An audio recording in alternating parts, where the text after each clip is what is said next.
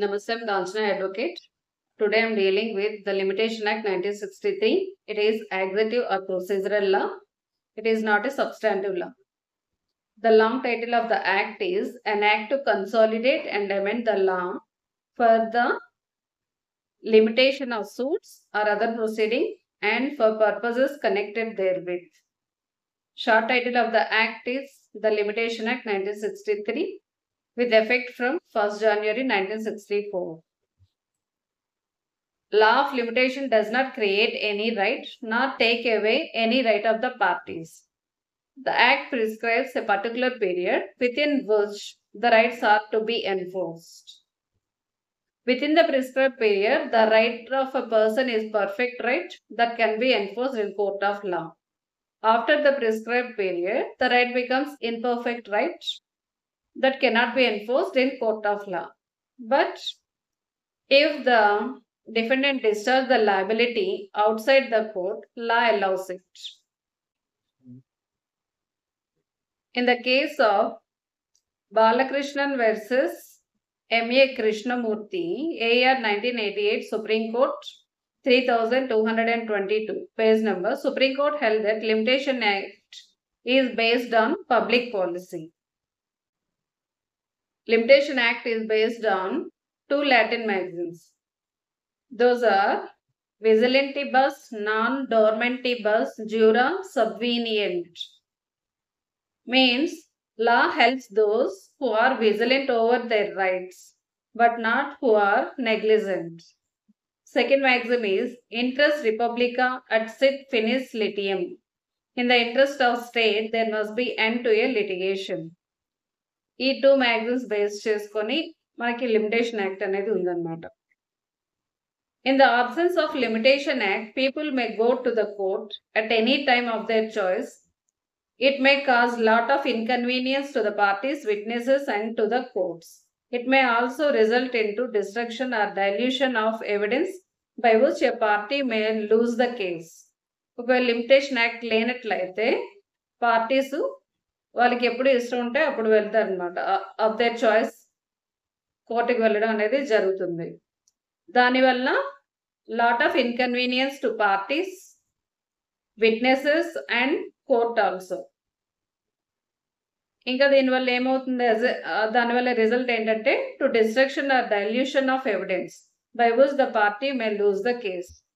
Long run అలాగా ఉన్నట్లయితే memory అనేది లాస్ వస్తుంది కాబట్టి కేసు అనేది లూజ్ అవుతారనమాట, కేసు పోతుంది. అందుకే limitation act prescribes a reasonable period with in which the agreed party should approach the court seeking the relief from the defendant. అందుకే రీజనబుల్ పీరియడ్ అంటే మనకి లిమిటేషన్ యాక్ట్ లో ప్రిస్క్రైబ్ చేసే పీరియడ్ బట్టి మనం విత్ ఇన్ రీజనబుల్ పీరియడ్ లో court ని approach అవ్వాలి ఫర్ రిలీఫ్ కి. Okay, silent features of limitation act 1963. మనకి లిమిటేషన్ యాక్ట్ లో ఆబ్సెన్స్ ఆఫ్ ప్రియాంబుల్ లేదు. Acceptance of law commission recommendations base చేసుకొని ఈ లిమిటేషన్ యాక్ట్ అనేది ప్రిపేర్ చేశారు. లా కమిషన్ ఏం చెప్పిందంటే ఇల్లిస్ట్రేషన్స్ ఏమీ వద్దు ఈ లిమిటేషన్ యాక్ట్ లో అని చెప్పింది అనమాట. అందుకు మనకి లిమిటేషన్ యాక్ట్ లో ఎక్కడ కూడా ఇల్లిస్ట్రేషన్స్ ఉండవు. ఎందుకంటే ఇల్లిస్ట్రేషన్ ఉండడం వలన ఇంటర్ప్రిటేషన్ మళ్ళీ డిఫరెంట్ గా ఉండే ఛాన్సెస్ ఉంటాయి కాబట్టి ఇల్లిస్ట్రేషన్స్ పెట్టొద్దని చెప్పారు. అందుకు మనకి లిమిటేషన్ యాక్ట్ లో ఇల్లిస్ట్రేషన్స్ లేవు. Suits other proceedings and purposes connected therewith. అంటే మనకి లిమిటేషన్ యాక్ట్ లో ఏముంటాయి, సూట్స్ ఉంటాయి, అపీల్స్, ఎగ్జిక్యూషన్స్, అప్లికేషన్స్ అనేవి ఉంటాయి. Maximum period is 30 years. మనకి లిమిటేషన్ యాక్ట్ లో ఓల్డ్ లిమిటేషన్ యాక్ట్ లో అయితే ద ఇండియన్ లిమిటేషన్ యాక్ట్ 1908 లో అయితే మ్యాక్సిమం పీరియడ్ ఈస్ 60 years ఉండేది. కానీ మనకి ప్రెసెంట్ లిమిటేషన్ యాక్ట్ 1963 లో అయితే maximum period is 30 years. Suits by mortgagor for redemption under article 61 is 30 years. Period of limitation is 30 years. Suits for mortgagee for foreclosure under Article 63 maximum The period of limitation is 30 years. Suits by or on behalf of the government, Article 112. Period of limitation is 30 years. Okay, this act contains 32 sections and one schedule. Schedule is divided into 3 divisions. The first division, Articles 1 to 113, deals with limitation period relating to suits. Second division relates to appeals, Articles 114 to 170. And third division, Articles 118 to 137, applications or petitions. Okay. And Limitation Act largely applies to civil proceedings. According to Section 3 of the Act, it applies to suits, appeals and applications. Limitation Act mainly civil proceedings ke apply avutundannamata. Only 114 and 115 articles maatrame criminal cases appeal ku velletatayite daniki ikkada limitation anedi icharu 114 115 lo. Remaining anni kodanu civil proceedings ki related. Limitation Act has no application to criminal proceeding except for appeals as provided under Article 114 and 115. Limitation Act is not applied to writs. Writs ke apply avadu. Inga sections 25 and 26 of Limitation Act, easement by prescription, shall not apply to those states where the Indian Easement Act 1882 applies. అంటే ఏ state లో అయితే Indian easement act apply అవుతుందో ఆ states లో sections 25 and 26 of limitation act ఏం చెప్తుంది, easement by prescription అనేది apply అవ్వదు. అంటే అందులో కూడా సేమ్ ప్రొవిజనే ఉంది. అందుకు ఎక్కడైతే ఈజ్మెంట్ యాక్ట్ అప్లై అవుతుందో ఏ స్టేట్స్ లో ఆ స్టేట్స్ లో sections 25 and 26 of limitation act అనేది అప్లై అవ్వదు అని చెప్పింది. According to section 29 of this act, there is no application in relation to proceedings under marriage and divorce. Marriage and divorce proceedings ki Limitation Act anedi apply avadu. Section 29 of limitation, no application to Section 25 of Indian Contract Act, agreement to renew time bar debts. అంటే ఇక్కడ మనకి limitation act లో ఏంటి, time bar అయ్యే వాటికి అంటే ఏదైనా renew చేయాలంటే, అక్నాలెడ్జ్మెంట్ ఏదైనా చేయాలంటే with in the period of limitation లోనే మళ్ళీ రెన్యూ చేయాలి. కానీ section 25 of Indian contract act ఏం చెప్తుంది, టైం బార్ డెట్స్ కూడా రెన్యూ చేయొచ్చు అని చెప్తుంది. అందుకు దానికి లిమిటేషన్ యాక్ట్ అప్లై అవ్వదు. Section 10 of this act, no application suits by beneficiary against trustee or his representatives. Trust properties కి అయితే లిమిటేషన్ యాక్ట్ అప్లై అవ్వదు, ఎందుకంటే there is no period of limitation కాబట్టి.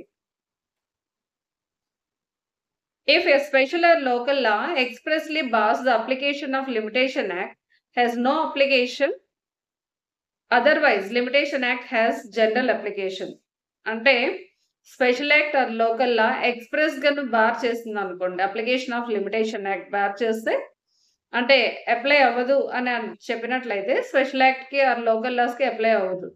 స్పెసిఫిక్ గా చెప్పినట్లయితే లిమిటేషన్ యాక్ట్ అనేది apply అవుతుంది. If the special act prescribes any procedure for computation of limitation, such procedure should be followed, and if that law is silent as to the procedure, then the procedure prescribed under Limitation Act will apply. ఒకవేళ if the special enactment ఏదైనా procedure prescribe చేసినట్లయితే ఆ procedure follow అవ్వాలి, otherwise limitation act అనేది apply అవుతుంది. Section 2J, period of limitation. Period of limitation means period of limitation prescribed for any suit, appeal or application by the schedule. Period of limitation అనేది ఎక్కడ prescribe చేసి ఉంటదంటే schedule లో prescribe చేసి ఉంటది. For suits, appeals or application. Suits, appeals or application కి period of limitation మనం చూడాలంటే షెడ్యూల్ లో చూడాలి. Prescribed period means period of limitation computed in accordance with the provisions of the Act. Prescribed period computation ఎలా చేస్తారంటే provisions of the Act అంటే మనకి section లో మెన్షన్ చేసేది, కొన్నిటికి ఎక్స్క్లూడ్ చేయాలి, కొన్ని దీనికి అసలు లిమిటేషన్ పీరియడే ఉండదు, కొన్నిటికి ఫ్రెష్ పీరియడ్ ఆఫ్ లిమిటేషన్ అలా స్టార్ట్ అవుతుంది. కాబట్టి దాన్ని బేస్ చేసుకొని, సెక్షన్స్ బేస్ చేసుకొని చెప్పేది ప్రిస్క్రైబ్ పీరియడ్. అంటే మన పీరియడ్ ఆఫ్ లిమిటేషన్ క్యాలిక్యులేషన్ చేసేటప్పుడు ఈ ప్రిస్క్రైబ్ పీరియడ్ కూడా కన్సిడర్ చేసి దీన్ని యాడ్ చేయవలసిన యాడ్ చేయాలి, డిడక్ట్ చేయాలి. కొన్నిటికి fresh period of limitation start అవుతుంది కాబట్టి అలాగా. అంటే ప్రొవిజన్స్‌లో ఏం చెప్పారో అది ప్రిస్క్రైబ్ పీరియడ్ అన్నమాట. లిమిటేషన్ పీరియడ్‌లోంచి prescribe period deduct or addition ఏదైనా చేసిన తర్వాత మిగిలిన రెస్ట్ ఆఫ్ ద పీరియడ్‌ని పీరియడ్ ఆఫ్ లిమిటేషన్‌గా కన్సిడర్ చేయాలన్నమాట. దాన్ని బేస్ చేసుకొని మనం కోర్టులో సూట్ ఫైల్ చేయాలి. Suit, appeal or application. For example, under section 12 subsection 1 of limitation act తీసుకున్నాం అనుకోండి. ప్రామిసరీ నోట్ అనేది ఈరోజు అంటే 27/5/2024న ఎగ్జిక్యూట్ చేసాం. దీనికి పీరియడ్ ఆఫ్ లిమిటేషన్ ఎంత ఉంటుంది? 3 years. కాబట్టి దీన్ని ఎప్పుడు లోపు చేయాలి? Last date of the filing of the suit ఎప్పుడవుతుందంటే 27/5/2027 అవుతుంది. ఎందుకంటే 27/5/2024 అంటే ఈ రోజు ఎగ్జిక్యూట్ చేసాం కాబట్టి ఈ రోజుని డిడక్ట్ చేయాలన్నమాట. అది ఏ రోజైతే ఎగ్జిక్యూట్ చేసామో ఆ డేని డిడక్ట్ చేయమని సెక్షన్ 12 సబ్సెక్షన్ 1 చెప్తుంది. This is the prescribe period అన్నమాట. Okay, section 3 bar of limitation. Section 3 subsection 1 of Limitation Act imposes statutory obligation on the court to consider law of limitation. This is the statutory obligation of the court to consider the law of limitation. ఒకవేళ defendant defence తీసుకున్నా తీసుకోపోయినా, plea అనేది right చేసినా right చేయకపోయినా, bar అయిందని right చేసినా right చేయకపోయినా సరేను, court మాత్రం consider చేయాలన్నమాట. లా ఆఫ్ లిమిటేషన్ ఉందా లేదా అని. It is the statutory duty of the court. According to section 3 of limitation act, every suit instituted or appeal preferred or application made after prescribed period shall be dismissed. ఏదైనా suit institute చేసినా లేకపోతే appeal prefer చేసిన, application made అంటే application పెట్టినా సరే, after prescribe period పెట్టినట్లయితే court shall dismiss the application or appeal or suit. Dismiss చేయాలన్నమాట limitation period అయిపోయినట్లయితే. Defendant may or may not take defence of the limitation, but it is the duty of the court to look in to the maintainability of the suit, appeal or application on grounds of limitation. Defendant point right చేసినా right చేయకపోయినా ఇది duty of the court అన్నమాట. Limitation పీరియడ్లో file చేసే suit, appeal or application ఉందా లేదా దాన్ని consider చేయాల్సిన statutory obligation on the court. Section 3 must be read in light of sections 4 to 24 of the Act. According to section 3 subsection 2 provides certain points as a period of limitation. In case of ordinary suit, it is deemed to have been instituted when the plaint presented in the court. అంటే suit ఎప్పుడు institute చేశారు అని అంటాము అంటే ఎప్పుడైతే plain కోర్టులో present చేశారో దాన్ని సూట్ ఇన్స్టిట్యూట్ చేశారు అంటాం అన్నమాట. B. In case of pauper suit, indigent person, Order 33 Rule 1 of CPC defines who is indigent person. Suit is deemed to have been instituted on the day when the application for leave to sue as pauper is made, if the application is allowed. అంటే application పాపర్ suit application అనేది allow చేశారు అనుకోండి, leave to పాపర్ file చేశారు, దాన్ని allow చేసినట్లయితే ఎప్పుడైతే leave to పాపర్ అనేది application పెట్టారో ఆ రోజునే సూట్ ఇన్స్టిట్యూట్ చేసేటట్టు కన్సిడర్ చేస్తారనమాట. If the application is rejected, the time taken by the court for such rejection will be excluded as per section 13 of Limitation Act. ఒకవేళ పాపస్ సూట్ అనేది అప్లికేషన్ రిజెక్ట్ అయింది అనుకోండి, అప్పుడు ఏం చేస్తారంటే రిజెక్ట్ చేయడానికి అంటే కోర్టులో ఫైల్ చేసిన నుండి అప్లికేషన్ రిజెక్ట్ చేయడానికి ఎంత పీరియడ్ ఆఫ్ టైం ఉంటుందో ఆ పీరియడ్ని ఎక్స్క్లూడ్ చేయాలన్నమాట. As per section 13 of Limitation Act. As per section 13 of Limitation Act, exclusion of time, application filed but rejected, application has filed in good faith has to be excluded. అంటే వాళ్ళు good faith తో application file చేస్తేనే ఆ period అనేది exclude చేస్తారు, otherwise చేయరు. ఇంకా application అనేది రిజెక్ట్ చేశారు కదా, రిజెక్ట్ చేసేటప్పుడు వాళ్ళు ఏం చేయాలి, కోర్ట్ ఫీ అనేది పే చేయాలి.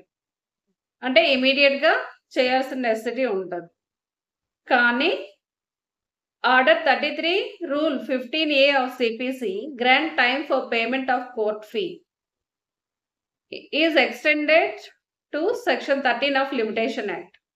అంటే మనకేంటి సెక్షన్ 13 ఏం చెప్తుంది అంటే పాపస్ సూట్ అనేది ఫైల్ చేసేటప్పుడు ఫర్ లీవ్ ఆఫ్ పాపర్ రిజెక్షన్ అయింది అనుకోండి, ఆ పర్టికులర్ పీరియడ్ ఫైల్ చేసిన నుండి రిజెక్షన్ అయ్యే వరకును ఎంత పీరియడ్ ఉంటుందో దాన్ని ఎక్స్క్లూడ్ చేస్తారు. తర్వాత విత్ ఇన్ ఎంత పీరియడ్ ఉందో ఆ పీరియడ్ లోపు కోర్ట్ ఫీ పే చేసి సూట్ అనేది ఫైల్ చేయాలి. కానీ ఇక్కడ order 33 rule 15A grant time for payment of court fee అనేది ఇస్తుంది అనమాట. అంటే ఆల్రెడీ సూట్ ఫైల్ చేశారు, పేమెంట్ అనేది దానికి కొంచెం టైం ఇంకా ఇమ్మంటున్నారు అనమాట. అంటే extend to section 13 of limitation act is order 33 rule 15A of CPC. Okay, next one is in case of set of.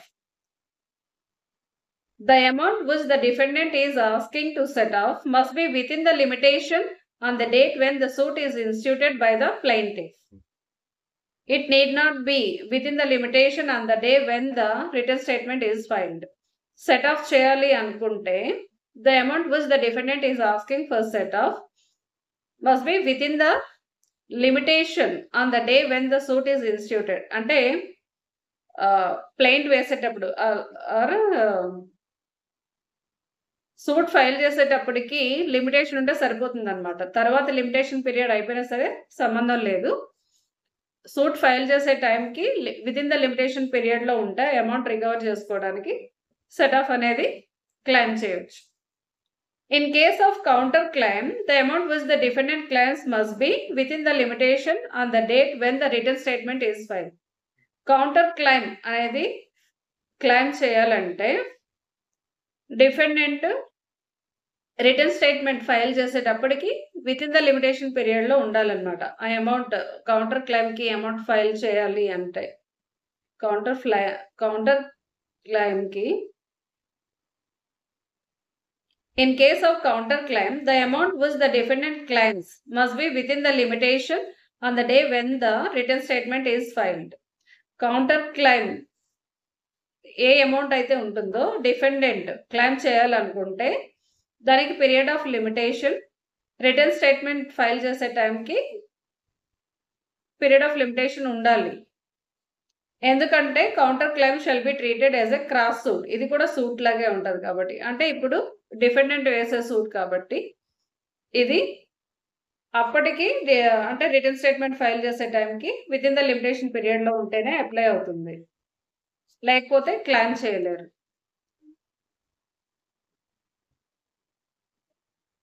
Time bar suit is decreed. Okay, ఒకవేళ ఏదైనా suit file చేశారు, అది టైమ్ బార్ అయిపోయింది అనుకోండి, అలాంటి సిచ్యువేషన్లో court దాన్ని అంటే కన్సిడర్ చేయలేదు, నెగ్లెక్ట్ చేసింది అనమాట, చూడలేదు, కానీ డిగ్రీ పాస్ చేసింది. అలాంటి సిచ్యువేషన్లో అగ్రీడ్ పర్సన్ ఏం చేయాలి అంటే అపీల్ అండర్ సెక్షన్ 96 సిపిసి కింద వేయాలన్నమాట. డిగ్రీ ఇచ్చేసినట్లయితే టైమ్ బార్ డేట్కి ఒకవేళ కోర్టు డిగ్రీ ఇచ్చినట్లయితే అపీల్కి అండర్ సెక్షన్ 96 ఆఫ్ సిపిసి కింద వెళ్ళొచ్చు.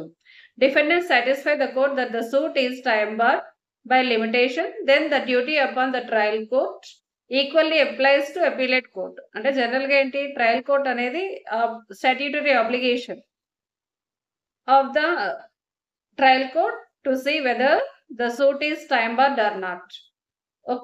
ఇదే ఆబ్లిగేషన్ అపీలేట్ కోర్టు కూడా ఉంటుంది అనమాట.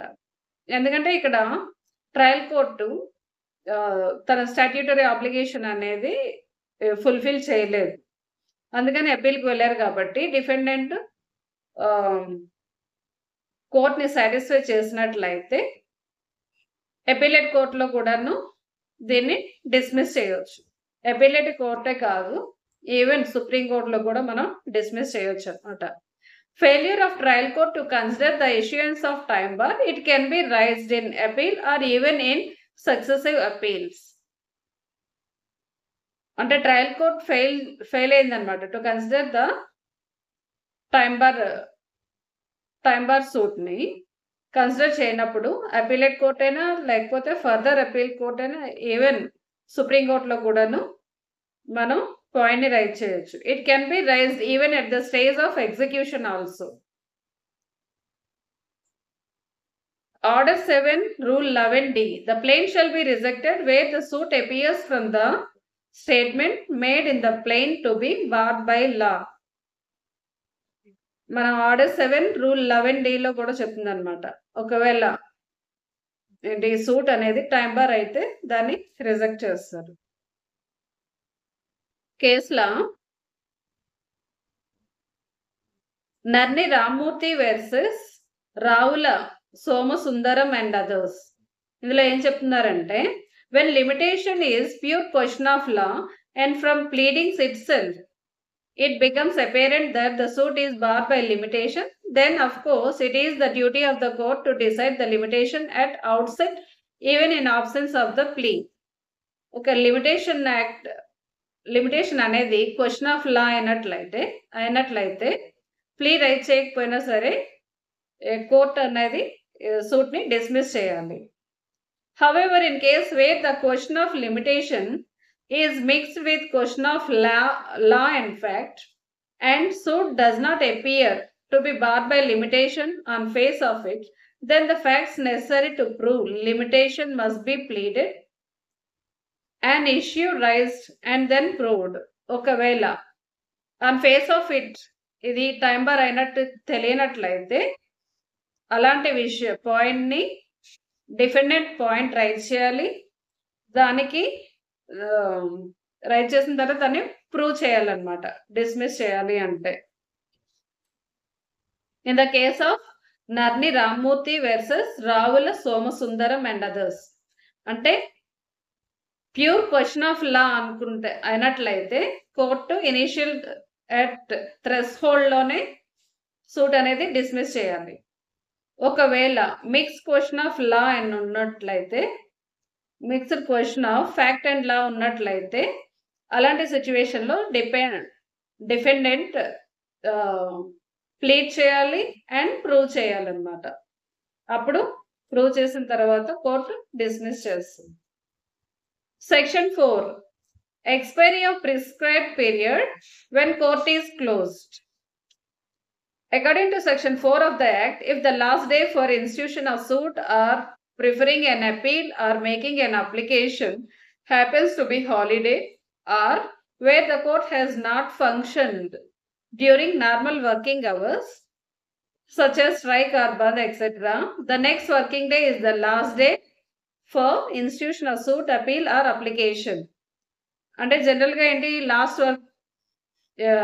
Last day of the limitation period లోపు మనం సూట్ అనేది ఫైల్ చేయాలి.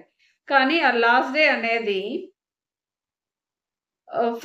Filing a institution of suit or preferring an appeal or making an application అయ్యేటప్పుడు ఆ లాస్ట్ వర్కింగ్ డే ఒకవేళ హాలిడే అయినా ఆర్ కోర్ట్ ఏదైనా ఫంక్షన్ చేయట్లేదు అనుకోండి, అంటే due to strike or bandh అలాంటి సిచ్యువేషన్లో అయినట్లయితే, last working day holiday or ఏమైనా బంద్ ఆర్ లోకల్ హాలిడేస్ ఏమైనా ఉన్నట్లయితే అలాంటి సిచ్యువేషన్లో నెక్స్ట్ వర్కింగ్ డేని సూట్ అయినా అప్లికేషన్ అయినా అపీల్ అయినా ఫైల్ చేయాలన్నమాట. ఎందుకంటే ఇదొక లాటిన్ మ్యాగజైన్ మీద బేస్ చేసుకొని ఎగ్జామ్షన్ అనేది ఇచ్చారు. ప్రొవిజన్ క్రియేట్ చేశారు, ఇన్కార్పొరేట్ చేశారు. యాక్టస్ క్యూరియా నెమీనం గ్రావబిట్ the act of the court shall prejudice no one. ఎందుకంటే కొన్నిసార్లు where the court has not functioning during normal working hours. అంటే కోర్ట్ ఫంక్షన్ అవ్వట్లేదు నార్మల్ వర్కింగ్ అవర్స్లో. మనకి last day of filing a suit అనుకోండి, కానీ ఆ రోజు కోర్టు వర్కింగ్ అవ్వట్లేదు, ఎందుకంటే స్ట్రైక్ ఆర్ బంద్ ఏదో అవుతుంది అనుకోండి. అలాంటి సిచ్యువేషన్లో కోర్టు వర్క్ అవ్వట్లేదు, కానీ మనం వేయడానికి రెడీగా ఉన్నాం సూట్. అలాంటి సిచ్యువేషన్లో ఏంటి, ఒకవేళ మీరు మ్యాండేటరీగాను ఆ రోజే వేయాలి అన్నట్లయితే act of court shall prejudice no one. అంటే మనకి ప్రెజుడిస్ అవుతుంది కదా, మనకి ఆ రోజు మనం ఫైల్ చేయడానికి వచ్చాము, కానీ కోర్ట్ వర్కింగ్ అవర్స్ కాదు, due to bandh or strike అవి అవడం వలన వాళ్ళు మన సూట్ని తీసుకోవట్లేదు అనుకోండి, అప్పుడు మనకి ప్రెజుడిస్ అవుతుంది. కాబట్టి సెక్షన్ 4 అనేది ప్రొవైడ్ చేశారనమాట. అలాంటి సిచ్యువేషన్లో నెక్స్ట్ వర్కింగ్ డే రోజు ఫైల్ చేయొచ్చు.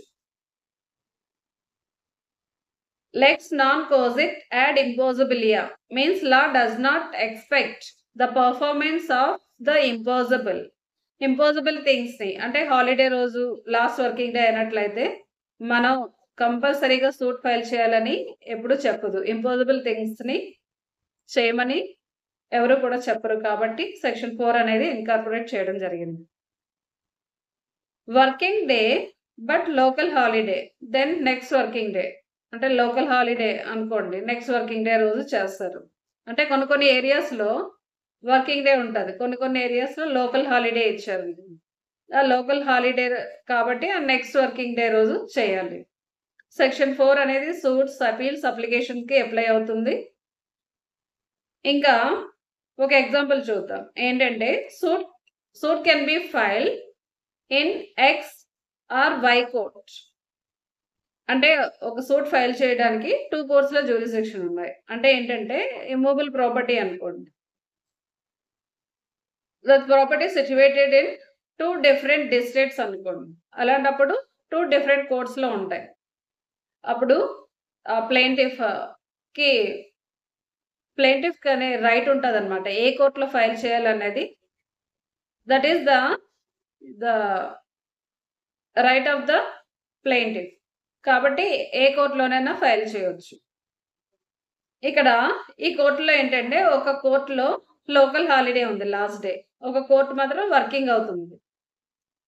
కాబట్టి ఇక్కడ ప్లెయింటిఫ్ ఏంటి, వర్కింగ్ అయ్యే కోర్టులోనే వెళ్ళి ఫైల్ చేయాలని ఏమీ లేదు, కానీ చేయాలని ఏమీ లేదు, ఆబ్లిగేషన్ ఏం లేదు, ఎందుకంటే ప్లెయింటిఫ్ ఇష్టం.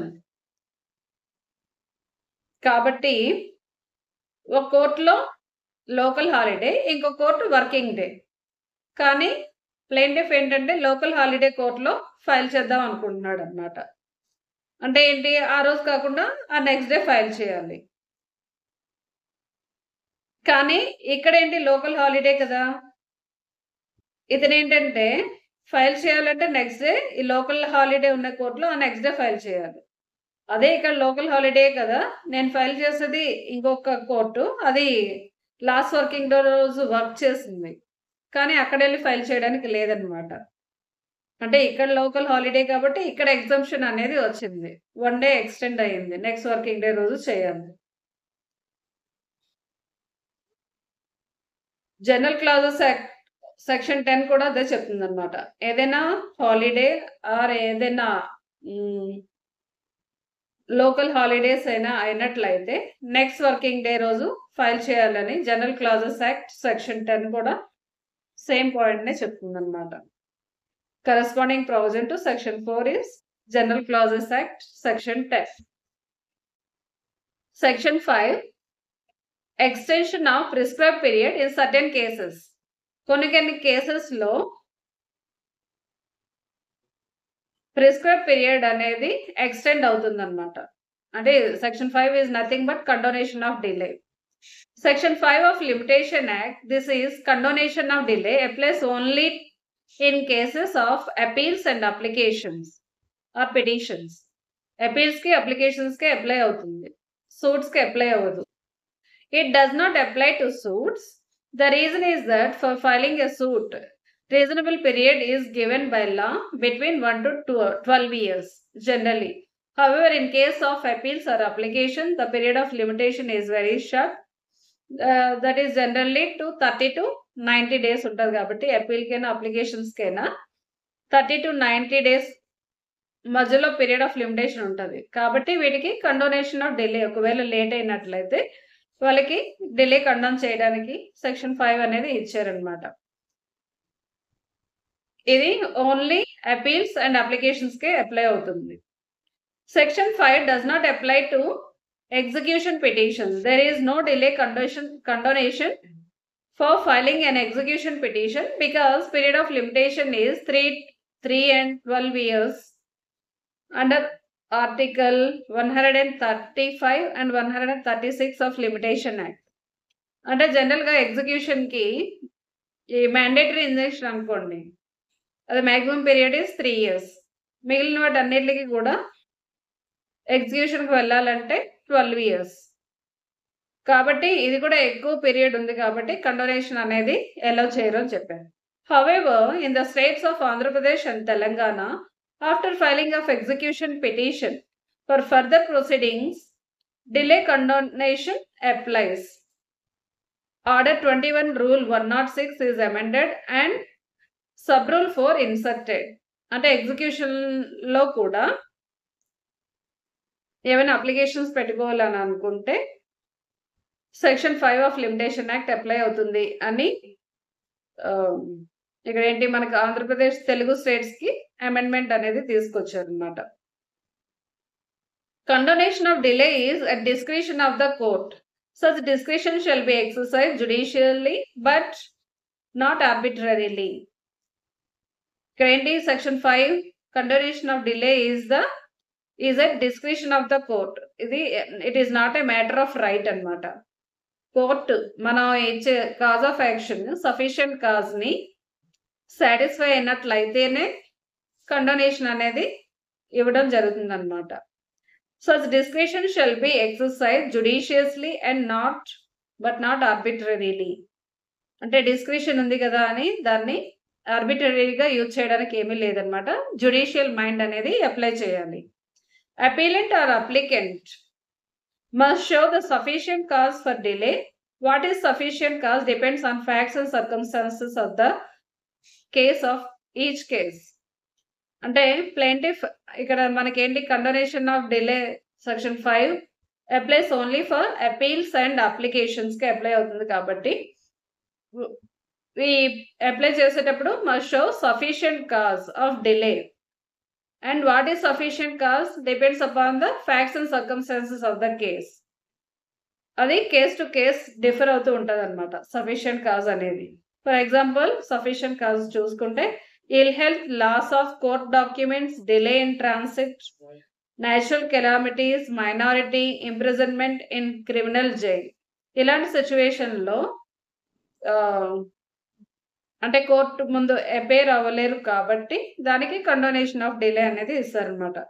Court must be satisfied by such sufficient cause. Failing which the court may not condone the delay. Court satisfy అయితేనే కండోన్ డిలే ఇస్తారు, లేకపోతే రిజెక్ట్ చేస్తారనమాట. For condonation of delay is delay need not be explain but for whole of the delay A sufficient cause is shown. అంటే 1967 are 87 before అయితే each day డిలేని explain చేయమనే వాళ్ళు అనమాట. కానీ ఇప్పుడు whole of delay A sufficient cause explain చేస్తే చాలు, each day డిలేని explain చేయక్కర్లేదు అని చెప్పారనమాట.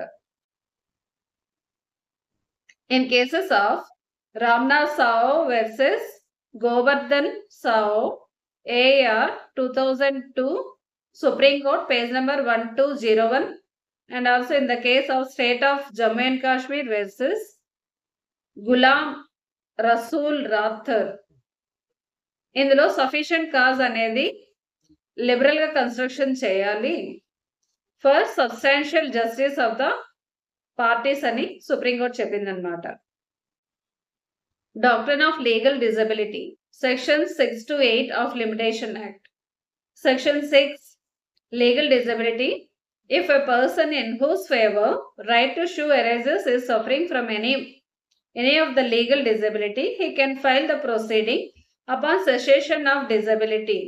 అంటే ఎవరైనా డిజబిలిటీతో ఉన్నారనుకోండి, డిజబిలిటీ అంటే లీగల్ డిజబిలిటీ అంటే minor are insane are idiocy, ఈ 3 కైండ్స్ లోన ఏదైనా ఉన్నట్లయితే వాళ్ళు ఏమైనా సూట్ ఫైల్ చేయాలంటే వాళ్ళు ఫైల్ చేయలేరు. కాబట్టి after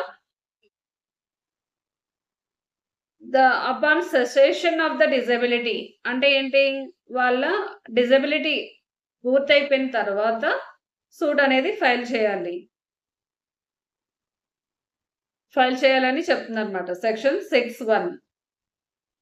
section 6 subsection 2. If a person suffering from one disability is affected again by another disability, such person can file suit after cessation of both disability. ఇక సబ్సెక్షన్ 2 ఏం చెప్తుందంటే, ఆల్రెడీ వర్క్ డిజబిలిటీ ఉంది, ఆ disability అనేది complete అవ్వకముందే అంటే cessation అంటే ఏంటి అంటే ఒకవేళ ఇన్సానిటీ అనుకోండి, ఇన్సానిటీ తగ్గిపోకముందే మళ్ళీ ఇంకొకటి ఇడియసీ ఏదో వచ్చింది అనుకోండి, అలాంటి సిచ్యువేషన్లో ఆ 2 డిజబిలిటీస్ కూడా సెసేషన్ కంప్లీట్ అయిపోయిన తర్వాత అంటే ఏంటి, qualified person, legally qualified person అయిన తర్వాతనే వీళ్ళకి లిమిటేషన్ అనేది స్టార్ట్ అవుతుంది అనమాట. అంటే సూట్ ఫైల్ చేయొచ్చు. ఒక డిజబిలిటీ 1లోన ఒక డిజబిలిటీ ఉంటుంది, ఆ 1 డిజబిలిటీ సెసేషన్ అయిన తర్వాత సూట్ అనేది ఫైల్ చేయాలి. సబ్సెక్షన్ 2లో ఏం చెప్తుందంటే, ఒక డిజబిలిటీ ఉంటుంది, ఆ డిజబిలిటీ కంప్లీట్ అవ్వకముందే ఇంకో డిజబిలిటీ వస్తుంది. అలాంటి సిచ్యువేషన్లో after cessation of both disabilities, ఆ 2 డిజబిలిటీస్ కూడా సెసేషన్ అయిపోయిన తర్వాతనే సూట్ అనేది ఫైల్ చేయాలి. Subsection 3. If legal disability continues till death, his legal representatives can file with in same period after death of the disabled person. ఒకవేళ disability అనేది చనిపోయేటప్పుడు కూడాను డిజబిలిటీ ఉన్నట్లయితే his legal representatives can file with in the same period, అంటే ఇంకా ఎంత period ఉంటుందో ఆ విత్ ఇన్ దట్ పీరియడ్ లోనే after death of the disable person, ఆ చనిపోయిన వ్యక్తి తర్వాత విత్ ఇన్ దట్ పీరియడ్ లోనే సూట్ అనేది ఫైల్ చేయాలి. Subsection 4. If legal representatives also effect by any above side disabilities, the application limitation starts after recovery such disability. అంటే ఏంటి, ఇక్కడ సబ్సెక్షన్ 3లో చనిపోయారు కదా, అలాంటప్పుడు ఏంటి, లీగల్ రిప్రజెంటేటివ్స్ అనేది రావాలి. ఒకవేళ మేజర్ అయితే ఓకే, వాళ్ళు సూట్ ఫైల్ చేస్తారు. ఒకవేళ మైనర్స్ అయినట్లయితే legal representatives minor or idiot or insane అయినట్లయితే ఆ డిజబిలిటీ కంప్లీట్ అయిన తర్వాత సూట్ అనేది ఫైల్ చేయాలి. Subsection 5. Where disability ceased, then the person died within the allowed period to him, his legal representatives can file within the remaining period. No fresh period is available. అంటే ఇక్కడ ఏంటంటే disability అనేది seize అయిపోయింది, seize అయిన తర్వాత with in 3 years లోపు అనేది suit file చేయాలి కదా. సీజ్ అయిపోయిన తర్వాత చనిపోయారు, అలాంటప్పుడు ఏంటంటే అంటే ఇంకా డిజబిలిటీ లేనట్టే, ఇంకా చనిపోయే వ్యక్తికి ఎంత పీరియడ్ ఆఫ్ లిమిటేషన్ ఉందో ఆ within that period of లిమిటేషన్లోనే సూట్ అనేది ఫైల్ చేయాలి. No fresh period is available అన్నమాట.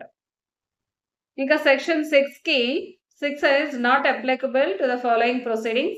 ఏంటంటే application for final degree in mortgages సూట్లో ఫైనల్ డిగ్రీ ఫైల్ చేయడానికి డిజబిలిటీ, ఇనేబిలిటీ, ఏమి లీగల్ డిజబిలిటీస్ ఏవి కూడా అప్లై అవ్వవు, ఇమీడియట్ గానే ఫైల్ చేయాల్సిందే. In case application for final degree in mortgages కి సెక్షన్ 6 అప్లై అవ్వదు. ఫర్ లీవ్ ఆఫ్ అపీల్కి వెళ్ళాలంటే లీవ్ అంటే పర్మిషన్ తీసుకోవడానికి డిజబిలిటీస్ ఏవి కూడా అప్లై అవ్వవు, సెక్షన్ 6 అప్లై అవ్వదు. Application to set aside X party degree. X party degree ఇచ్చిన తర్వాత 30 డేస్ లోపు సెట్ అసైడ్ చేసుకోవాలి. దానికి కూడా డిజబిలిటీస్ ఏమి కూడా అప్లై అవ్వవు. Application for preemption. ఇక్కడ ప్రియంప్షన్ సూట్ కి డిజబిలిటీ ఉంది అంటే కుదరదనమాట. Preemption suit within 1 year లోపు అనేది వేసుకోవాలి. ఫైనల్ డిగ్రీ ఆఫ్ మార్టిగేజ్ కి సెక్షన్ 6 అప్లై అవ్వదు. లీవ్ ఆఫ్ అపీల్ కి సెక్షన్ 6 అప్లై అవ్వదు. Set aside of ex parte డిగ్రీకి కూడా సెక్షన్ 6 అప్లై అవ్వదు. అప్లికేషన్ ఫర్ ప్రియంప్షన్ కూడా సెక్షన్ 6 అప్లై అవ్వదు అనమాట. ఇక్కడ మనం సెక్షన్ 6 మైనర్ అని చెప్పాం కదా. Minor includes child in womb. Child in womb లో ఉండే వాళ్ళు కూడాను మైనర్ గానే ట్రీట్ చేస్తారు under section 6. Section 7 disability of one of several persons. ఇక్కడ ఏంటంటే if one of several persons jointly entitled to institute a suit or make an application for execution of decrees under any such disability, time will run against them if the discharge can be given without the concurrence of such person. అంటే ఏంటంటే particular కొంతమంది persons వాళ్ళందరూ కూడా disable తో ఉన్నారు. వీళ్ళందరూ కూడా ఒకళ్ళ మీద కేసు ఫైల్ చేయాలనుకోండి. అందులో ఏ ఒక్కరైనా సరే లీగల్ డిజబిలిటీ నుండి ససెషన్ అయ్యారనుకోండి, సీజ్ అయ్యారనుకోండి, వాళ్ళు సూట్ అనేది ఫైల్ చేయాలి. ఇంకా వీళ్ళే కాకుండా రిమైనింగ్ డిజబుల్ ఉన్న వాళ్ళ ఆన్ బిహాఫ్ ఆఫ్ వాళ్ళ తరపున కూడా వీళ్ళే చేయాలి. అంటే ఇంకా వాళ్ళకి లిమిటేషన్ అనేది ఉండదు. లిమిటేషన్ పూర్తయిపోద్ది. కాబట్టి ఏ ఒక్కరికైనా సరే లీగల్ డిజబిలిటీ ససెషన్ అయినట్లయితే సూట్ అనేది ఫైల్ చేయాలన్నమాట. Time will not run against them until one of them become capable of giving such discharge without concurrence of the others or until the disability has ceased. అంటే at least ఒకరికైనా సరేను disability అనేది seize అవ్వాలన్నమాట. అప్పుడే వీళ్ళందరి తరపున ఎవరో ఒకరైనా సరే suit అనేది వేయాలి. ఇక్కడ సెక్షన్ 6 కూడాను ప్రియంప్షన్ అనేది ఎగ్జామ్షన్ అన్నమాట. దానికి డిజబిలిటీతో సంబంధం లేదు. Section 8 Special Exceptions. Section 6 and 7 not applicable to preemption right. Right of preemption ki legal disability apply avadu. If no case after cessation of disability or death, time will not run for more than 3 years for any suit or application. అంటే ఒకసారి disability are death ఏదైనా అయింది అనుకోండి, time will not run more than 3 years for such shooter application. Disability seize అయిన తర్వాతైనా లేకపోతే ఎవరైనా person death అయిన తర్వాతైనా with in 3 years లోపు అనేది సూట్ ఫైల్ చేయాలన్నమాట.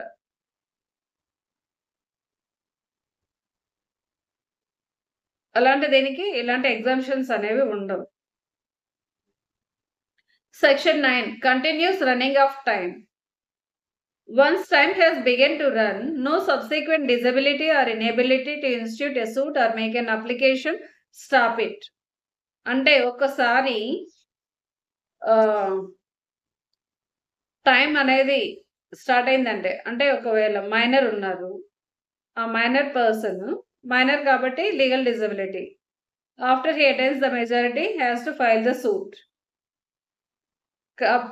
ఇప్పుడు ఏంటి, మెజారిటీ వచ్చేసింది. మెజారిటీ వచ్చిన తర్వాత ఒకవేళ ఇన్సేన్ అయ్యారనుకో, అలాంటి సిచ్యువేషన్లో ఇంకా అంటే మెజారిటీ వచ్చిందంటే అతనికి టైం స్టార్ట్ అయిపోయినట్టు అనమాట. Continuous running of time. Majority వచ్చిన తర్వాత తనకి టైం స్టార్ట్ అయింది. కానీ తర్వాత కొన్నాళ్ళకి అంటే ఈ పీరియడ్ విత్ ఇన్ దట్ పీరియడ్లో సూట్ ఫైల్ చేయలేదు, కానీ ఒకవేళ ఇన్సైన్ అయ్యారనుకోండి, అలాంటి సిచ్యువేషన్లో ఎగ్జామ్షన్ తీసుకోవడానికి లేదనమాట.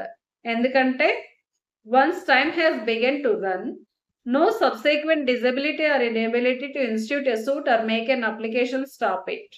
ఒకసారి పీరియడ్ ఆఫ్ లిమిటేషన్ స్టార్ట్ అయింది అంటే దాన్ని ఇంకా ఆపేది ఏమీ లేదనమాట. Section 10 suits against trustees and their representatives. Limitation Act is not applicable in a suit against a person in whom the property has become vested in trust for specific purpose or against his legal representatives or assignees not being assignees for valuable consideration. అంటే ఏంటి trust properties మీద trustees మీదైనా లేకపోతే వాళ్ళ trustees legal representatives or assigns మీద case file చేయడానికి period of limitation అనేది ఏమీ ఉండదన్నమాట. For purposes of section 10, any property comprised in a Hindu, Muslim or Buddhist religion or charitable trust shall be deemed to be property vested in trust for specific purpose and the manager of the property shall be deemed to be trustee thereof. ఇలాగా అంటే religious trust ఏమైనా ఉంటే for specific పర్పస్కి trust అనేది create చేస్తే manager of the property shall be deem to be trustee. Manager ఆ ప్రాపర్టీని ప్రాపర్గాను అంటే కస్టోడియన్గా ఉండాలి అన్నమాట. వాళ్ళ మీద సూట్ అనేది ఎప్పుడైనా ఫైల్ చేయొచ్చు బెనిఫిషియరీస్. దానికి లిమిటేషన్ పీరియడ్ ఏమీ ఉండదు. Part 3, computation of period of limitation. Sections 12 to 24. Section 12, exclusion of time in legal proceedings. According to Section 12 of the Act, certain days are to be excluded while computing the limitation for purpose of prescribed period. అంటే computation of లిమిటేషన్ని చేసేటప్పుడు కొంత పీరియడ్ని exclude చేయాలన్నమాట based on section 12. ఏంటంటే for institution of suit the date from which such period shall be reckoned shall be excluded. ఏదైనా suit అనేది institute చేసేటప్పుడు అంటే ఏ రోజు నుండి స్టార్ట్ అవుతుందో పీరియడ్ అనేది ఆ డేని ఎక్స్క్లూడ్ చేయాలి. అంటే మనం ప్రామిసరీ నోట్ తీసుకునేటప్పుడు 28/5/2024 తీసుకున్నాం అనుకోండి, ఈ రోజు ఎగ్జిక్యూట్ చేసినట్లయితే ఈ రోజునే ఎక్స్క్లూడ్ చేయాలి పీరియడ్ ఆఫ్ లిమిటేషన్కి. అంటే అప్పుడు లాస్ట్ డేట్ ఎప్పుడు అవుతుంది? 28/5/2027 అవుతుంది అనమాట. అంటే ఏ రోజు ఎగ్జిక్యూషన్ చేస్తే ఆ డేని ఎక్స్క్లూడ్ చేయాలి. That is first one. For institution of suit the day from which such period shall B record shall be excluded. అంటే డే ఫ్రమ్ రికార్డ్ అంటే counted. Period of limitation count చేసేటప్పుడు ఏ రోజు నుండి కౌంట్ చేస్తారో ఆ డేని ఎక్స్క్లూడ్ చేయాలి. అంటే ఫస్ట్ డేని. అది ఒకవేళ ప్రామిసరీ నోట్ అయితే డేట్ ఆఫ్ ఎగ్జిక్యూషన్ని ఎక్స్క్లూడ్ చేయాలి. దాన్ని బట్టి రిమైనింగ్ క్యాలిక్యులేట్ చేయాలన్నమాట. In case of appeal or review or revision the date of judgment or order shall be excluded. ఒకవేళ అపీల్కైనా రివ్యూకైనా రివిజన్కైనా వెళ్ళినట్లయితే date of judgment or order ఏ రోజైతే ఇచ్చారో జడ్జ్మెంట్ ఆర్డర్ ఇచ్చినట్లయితే ఆ డేని ఎక్స్క్లూడ్ చేయాలి. For preferring an appeal where the leave to appeal is required the time taken by the party in seeking such leave shall be excluded. అంటే ఏంటి, ఇండిజెంట్ person order 44 కింద అపీల్కి వెళ్తున్నారు అనుకోండి, time taken by the party to seeking such leave shall be excluded. అంటే permission తీసుకుంటారు కదా కోర్టులో file చేసేటప్పుడు, నేను అపీల్కి వెళ్తున్నాను, నేను ఇండిజెంట్ పర్సన్, పర్మిషన్ ఇవ్వండి అని. ఏ పీరియడ్ అయితే ఉందో ఆ పీరియడ్ని ఎక్స్క్లూడ్ చేయాలి. Time taken for obtaining certified copy of the judgment or order shall be excluded. అంటే మనం ఇంకా పీరియడ్ ఆఫ్ లిమిటేషన్ క్యాలిక్యులేట్ చేసేటప్పుడు జడ్జ్మెంట్ కాపీ, సర్టిఫైడ్ కాపీస్ తీసుకోవాలనుకోండి, certified copies of judgment or order తీసుకోవడానికి ఎంత పీరియడ్ అయితే పట్టిందో ఆ పీరియడ్ని ఎక్స్క్లూడ్ చేయాలి. However the time taken by the party for making such application shall not be excluded. అంటే మనకి ఈరోజు జడ్జ్మెంట్ ఇచ్చారనుకోండి, జనరల్గా ఈ రోజుని ఎక్స్క్లూడ్ చేయాలని మనకు చెప్పేస్తారు సెక్షన్లో. మనకి జడ్జ్మెంట్ వచ్చిన తర్వాత ఏం చేస్తాం, మనం సిఏ సర్టిఫైడ్ కాపీస్కి అప్లై చేస్తాం. ఒకవేళ ఈరోజు ఇచ్చినట్లయితే మనం 2 డేస్ తర్వాత సర్టిఫైడ్ కాపీకి అప్లై చేసినట్లయితే ఈ 2 డేస్ అనేవి కౌంట్ అయిపోతాయి. అందుకే ఏం చేయాలంటే ఇమీడియట్‌గా మనం సర్టిఫైడ్ కాపీస్‌కి అప్లై చేసామనుకోండి, అప్పుడు టైం ఎక్స్‌క్లూడ్ అయిపోతది. ఒకవేళ మనం లేట్‌గా అప్లై చేస్తే ఎన్ని రోజులు మనం లేట్ చేసామో సీఏ కాపీస్‌కి అన్ని రోజులు మనకి వేస్ట్ అవుతాయన్నమాట. కాబట్టి జడ్జ్‌మెంట్ ఆర్ డిగ్రీ వచ్చిన వెంటనే ఇమీడియట్‌గాను సీఏ కాపీస్‌కి అప్లై చేసేసుకోండి. అలా అప్లై చేసుకుంటే ఆ పీరియడ్‌ని ఎక్స్‌క్లూడ్ చేస్తాం. Section 13. Exclusion of time in cases where leave to sue or appeal as a pauper is applied for. Where an application is made for leave to sue as a pauper and if such application is rejected, the time taken for such rejection shall be excluded. అంటే పాపర్ సూట్‌కి కోసమని application అనేది పెట్టుకున్నారన్నమాట. Leave to sue permission ఇవ్వమని. కానీ court ఏం చేసిందంటే reject చేసింది. Reject చేసినట్లయితే ఎంత పీరియడ్ అయితే అంటే అప్లికేషన్ పెట్టి నుండి రిజెక్ట్ చేసే వరకు ఎంత పీరియడ్ ఉందో ఆ పీరియడ్‌ని ఎక్స్‌క్లూడ్ చేయాలి. As per section 13. Section 14. Exclusion of time or proceeding bona fide in a court without jurisdiction. అంటే జ్యూరిస్డిక్షన్ లేని కోర్టులో ఒకవేళ సూట్, అపీల్ ఆర్ అప్లికేషన్ అనేది ఫైల్ చేసినట్లయితే అది కూడా బోనఫైడ్‌గా చేస్తే ఆ పీరియడ్‌ని ఎక్స్‌క్లూడ్ చేస్తారన్నమాట. Where a suit is instituted, appeal preferred or application is made bona fidely before a court which has no jurisdiction and when such instrument is written with a direction to present it before a proper court, the time taken by the court for such written shall be excluded while computing the limitation when it is presented before the proper court. అంటే suit or appeal or application అనేది ఒక కోర్టులో with bona fide ఇంటెన్షన్‌తో మనకి jurisdiction ఉంది అనుకొని file చేయడం జరిగింది. కానీ దానికి it does not have proper jurisdiction అన్నమాట. దానివల్ల ఏమైంది? Application suit or application or that instrument was return చేసి కోర్ట్ ఏం చేస్తుందంటే ప్రాపర్ కోర్టులో ఫైల్ చేయండి అని డైరెక్షన్ అనేది ఇస్తుందన్నమాట. అప్పుడు ఏం చేస్తాం మనం computing the period of limitation చేసేటప్పుడు ఎంత పీరియడ్ అయితే అక్కడ మనం where we file suit or appeal or application file చేసిన నుండి రిటర్న్ అయ్యే వరకు ఎంత పీరియడ్ అయితే ఉందో అంత పీరియడ్‌ని ఎక్స్‌క్లూడ్ చేయాలి for computing the limitation to present before the proper court. ఇలాగా మనం ఏంటి court which has no jurisdiction దగ్గర సూట్ ఏదైనా ఫైల్ చేసినట్లయితే రిలేట్స్ టు సూట్స్ అయితే same parties and same matter or issue అనేది ప్రాపర్ కోర్టులో వేయాలన్నమాట. ఒకవేళ అదే అప్లికేషన్ అనుకోండి, same parties and same relief ఏవి కూడా మారకూడదు. సేమ్ పార్టీస్ సేమ్ రిలీఫ్‌ని ప్రాపర్ కోర్టులో ప్రెజెంట్ చేయాలి. Subsection 3. With permission of the court, Order 23 Rule 1 CPC, plaintiff may file a fresh suit in court which has jurisdiction. ఒకవేళ మనకి ఏంటి ల్యాక్ ఆఫ్ జ్యూరిస్డిక్షన్ ఉన్న కోర్టులో ఫైల్ చేశాం కదా, అందులో ఆర్డర్ 23 రూల్ 1 ప్రకారం with permission of the court withdraw చేసుకుంటే ఫ్రెష్ సూట్ అనేది ఫైల్ చేసుకోవచ్చు.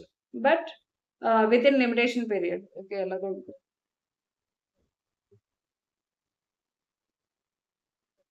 Okay, subsection 3. With permission of the court under Order 23 Rule 1 CPC, plaintiff may file a fresh suit in court which has jurisdiction. అలా withdraw చేసుకున్నట్లయితే return ఇచ్చేటప్పుడు మేము withdraw చేసుకుంటాం అని చెప్పినట్లయితే అప్పుడు ఫ్రెష్ సూట్ అనేది ఫైల్ చేసుకోవచ్చు ప్రాపర్ కోర్టులో. Explanation to section 14. In excluding the time during which the civil proceeding was pending, the day on which the proceeding was instituted and the day on which it is ended both shall be counted. అంటే మనం ఏ రోజైతే file చేసామో, ఏ రోజైతే return చేశారో ఆ 2 డేస్‌ని కూడాను add చేయాలన్నమాట మనం ఎక్స్‌క్లూడ్ చేసేటప్పుడు.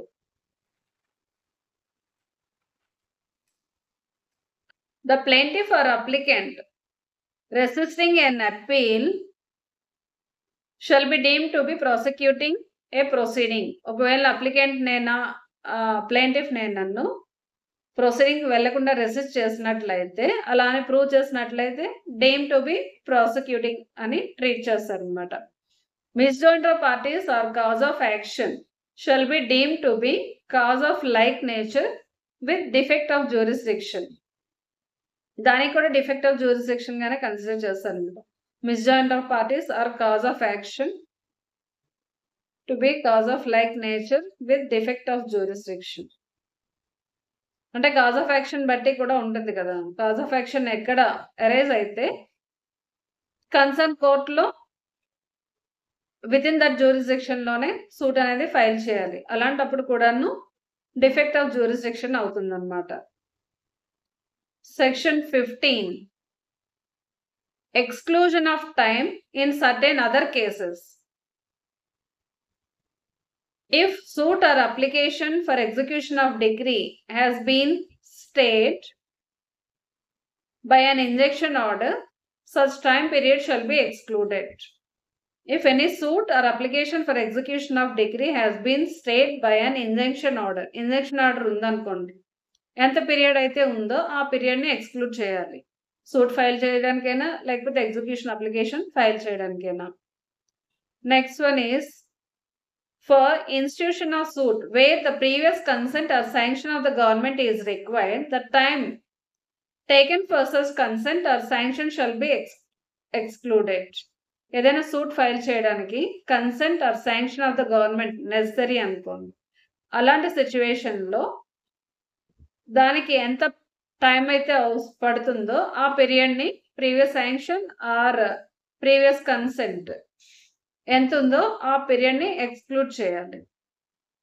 Person in whose favour or against whom the cause of action exists dies and there is no legal representative to such person, the time period during which legal representatives comes into existence shall be excluded. అంటే ఎవరైనా person in whose favor or against whom the cause of action exists dies. అంటే ఏంటి, ఎవరికైనా suit file చేసే right ఉన్నా లేకపోతే against ఎవరు పైన సూట్ ఫైల్ చేయాలంటే వాళ్ళు ఒకవేళ వాళ్ళకి రైట్ ఉంది కానీ వాళ్ళు చనిపోయారు అనుకోండి, కానీ వాళ్ళకి legal representatives at that time లేరు. అలాంటి సిచ్యువేషన్లో మళ్ళీ లీగల్ రిప్రజెంటేటివ్స్ ఎప్పుడైతే ఎగ్జిస్ట్ అవుతారో అప్పటి వరకు పీరియడ్ ఆఫ్ లిమిటేషన్ అనేది ఎక్స్క్లూడ్ చేయాలన్నమాట. అంటే ఆ పీరియడ్ని ఎక్స్క్లూడ్ చేయాలి.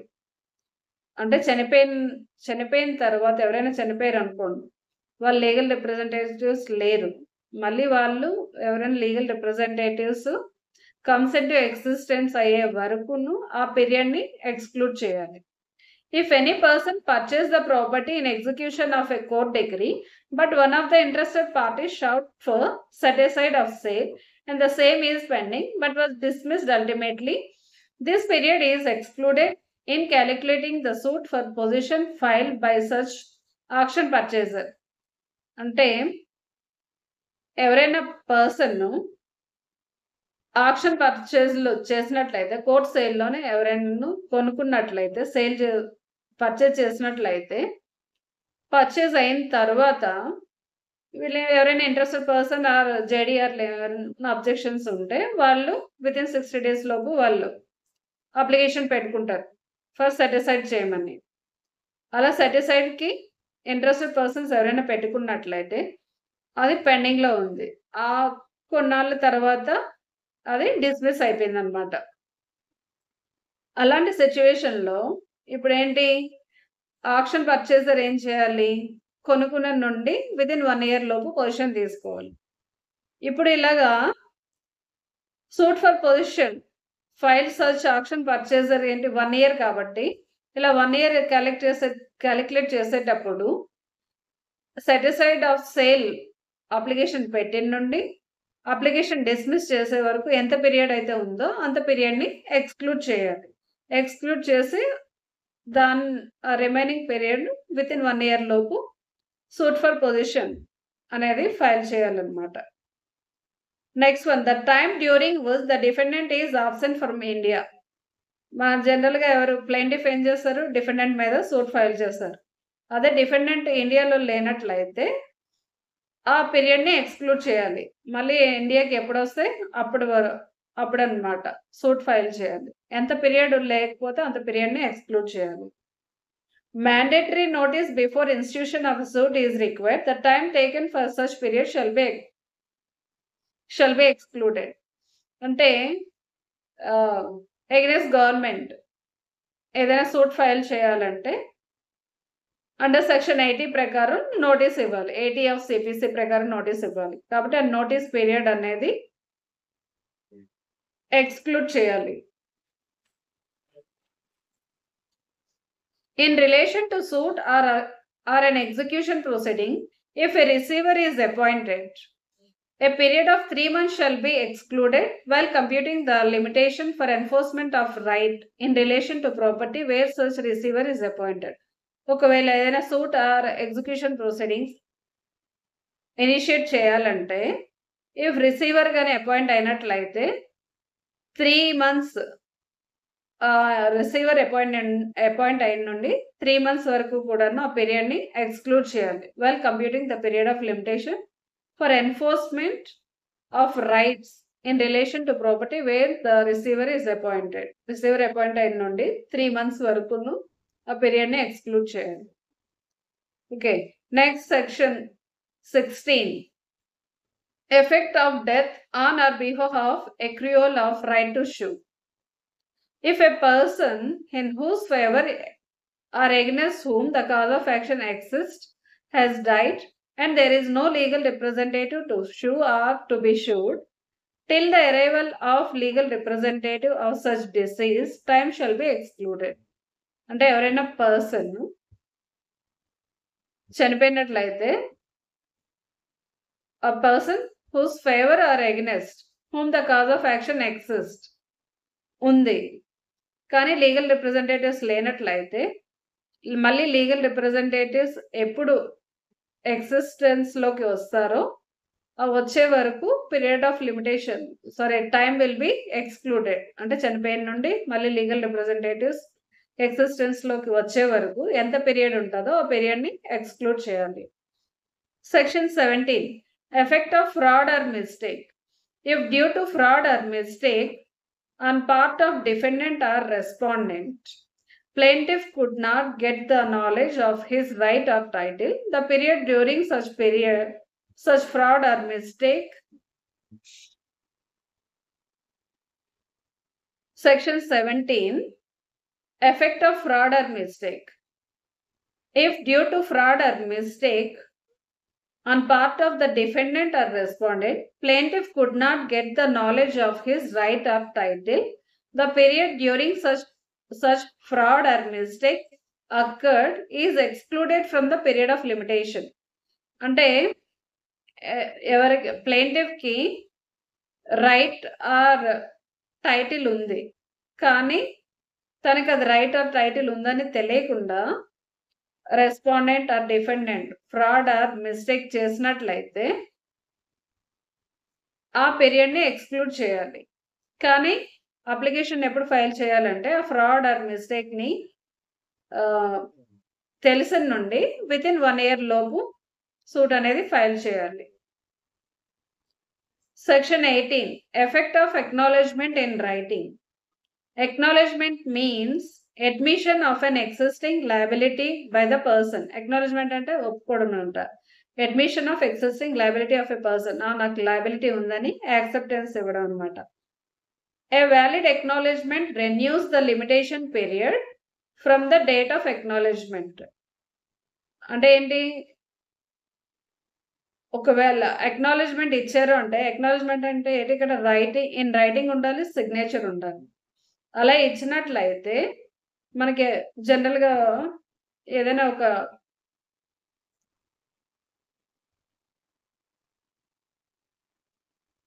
Section 18.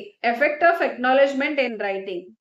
Acknowledge means admission of an existing liability by a person. అంటే అడ్మిషన్ ఆఫ్ ఎగ్జిస్టింగ్ లయబిలిటీ ఉందని యాక్సెప్ట్ చేయడం అనమాట. A valid acknowledgement renews the limitation period from the date of acknowledgement. Acknowledgement అనేది valid గా ఇచ్చినట్లయితే from the date of acknowledgement నుండి మళ్ళీ renewal అయిపోతుంది అనమాట. Acknowledgement must be made before the lapse of original period of limitation. If the acknowledgement is made after prescribed period, it is not valid. అంటే acknowledgement ఇవ్వాలి అని అనుకుంటే అది with in the period of limitation లోపే ఇవ్వాలంటే at least 1 day before అయినా సరే acknowledgement ఇస్తే అది వ్యాలిడ్ అక్నాలెడ్జ్మెంట్ అవుతుంది. Acknowledgement must be in writing, sign and dated. Acknowledgement ఎలా ఇవ్వాలి అంటే ఇన్ రైటింగ్ లో ఇవ్వాలి, సైన్ చేయాలి, డేట్ కూడా వేయాలి అనమాట. Oral acknowledgement is not a valid. ఇంత నోట్తో అంటే ఎప్పుడైనా మారిపోతాయి కాబట్టి దానికి అంటే ఎవిడెన్స్ ఏమీ ఉండదు కాబట్టి. If the acknowledgement not dated, the date can be proved by producing oral evidence.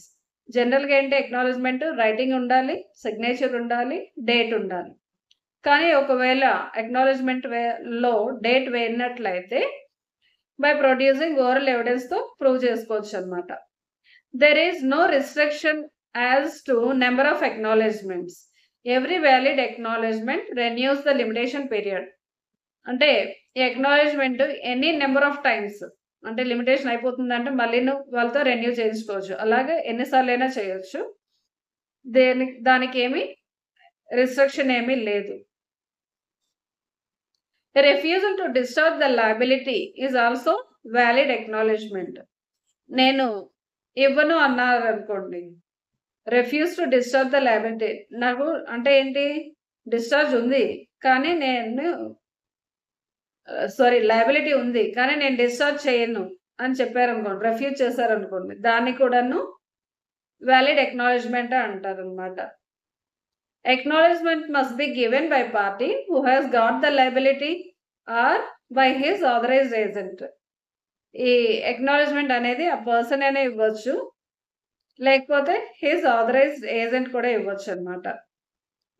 According to section 20 of limitation act, in case of liability of the minor, the guardian can give valid acknowledgement.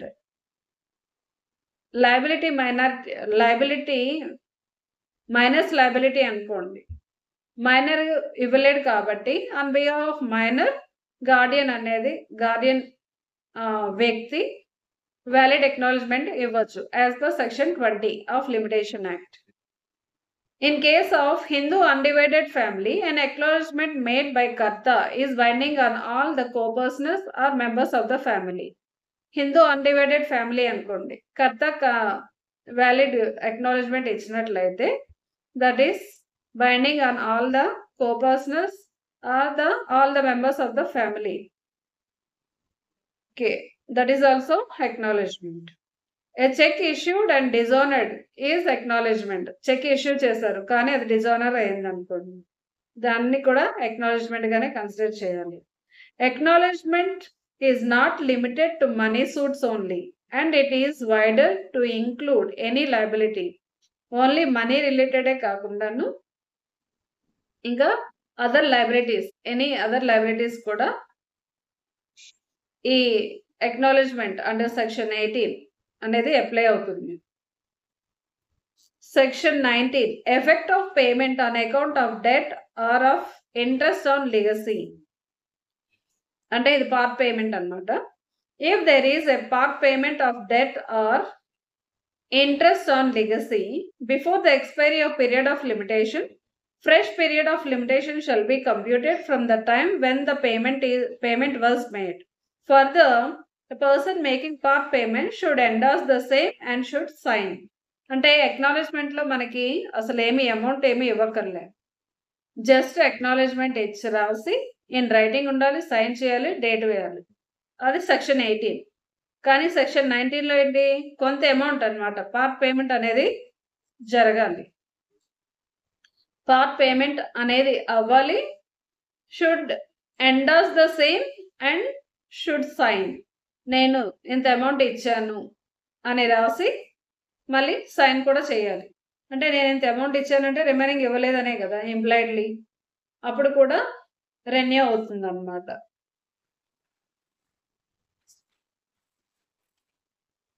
Section 21.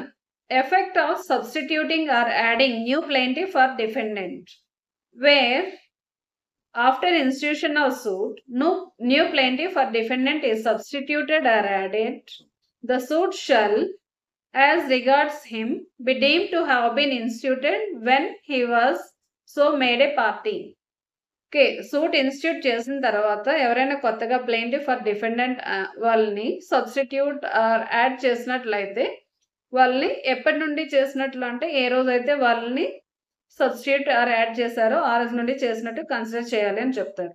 Provided where the court is satisfied that the omission to include a new plaintiff or defendant was due to mistake made in good faith, it may direct that the suit as regards such plaintiff or defendant shall be deemed to have been instituted on any earlier date. ఒకవేళ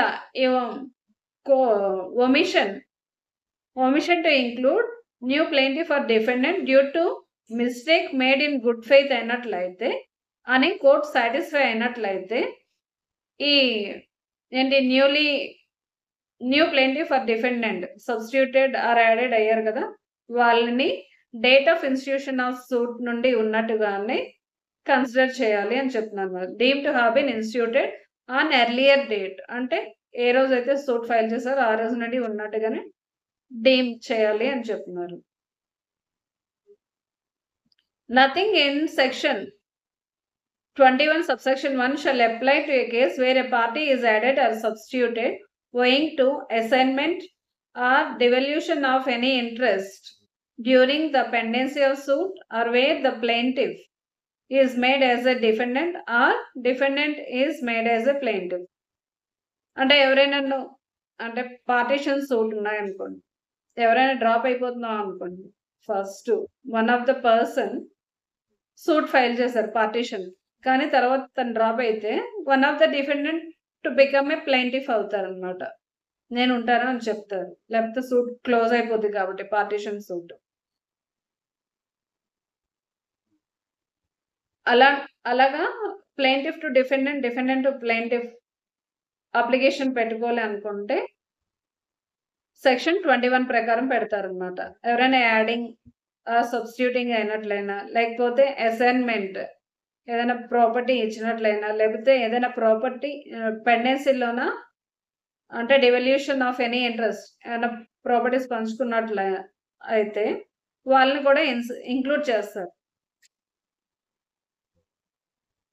ఎప్పుడైతే పెండెన్సీలో ఉన్నప్పుడు ఒకవేళ partition చేసుకున్నారు అనుకోండి, వాళ్ళకి legally authorisation కావాలి కాబట్టి వాళ్ళని కూడా ఇన్సర్ట్ చేస్తారు.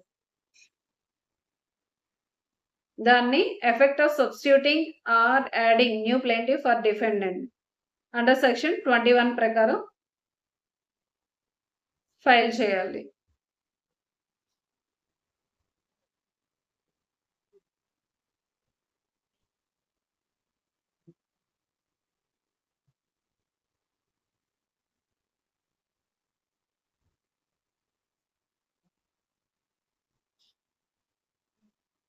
Section 21. Effect of substituting or adding new plaintiff or defendant. Where after institution of suit, no new plaintiff or defendant is substituted or added, the suit shall, as regards him, be deemed to have been instituted when he was so made a party. ఏ రోజైతే new plaintiff or defendant substituted or added అయినట్లయితే, ఏ రోజైతే అయ్యారో add అయినా substitute అయ్యారో ఆ రోజు నుండి వాళ్ళు పార్టీగా కన్సిడర్ చేస్తారు. కానీ provided that where the court is satisfied that the omission to include a new plaintiff or defendant was due to mistake made in good faith, it may be directed that the suit is regarded as plaintiff shall be deemed to have been instituted a suit on earlier date. కానీ ఒకవేళ omission అనేది omission of the plaintiff or defendant at earlier stage due to mistake in good faith అయినట్లయితే, అలా అని court satisfy అయితే, అలాంటి సిట్యుయేషన్‌లో ఈ newly added or substituted plaintiff or డిఫెండెంట్‌ని deemed to be instituted on earlier డేట్‌గా కన్సిడర్ చేయాలి అని చెప్తుందన్నమాట. Section 22 continuing breach and torts.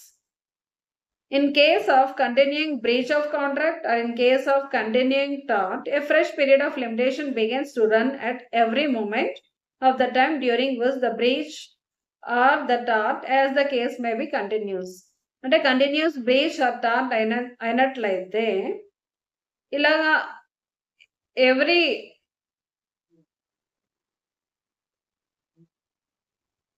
Every moment కూడాను ఫ్రెష్ పీరియడ్ అనేది స్టార్ట్ అవుతుందన్నమాట. ఎన్నిసార్లు అలాగా టార్ట్ చేస్తుంటే అలా కంటిన్యూయింగ్ బ్రీచ్ చేస్తున్నారు ఆర్ కంటిన్యూయింగ్ టార్ట్స్ అంటే సివిల్ రాంగ్ చేస్తున్నారు, కంటిన్యూయింగ్ బ్రీచ్ ఆఫ్ కాంట్రాక్ట్ చేస్తున్నట్లయితే ఎవ్రీ మూమెంట్ కూడాను పీరియడ్ ఆఫ్ లిమిటేషన్ స్టార్ట్ అవుతుంది.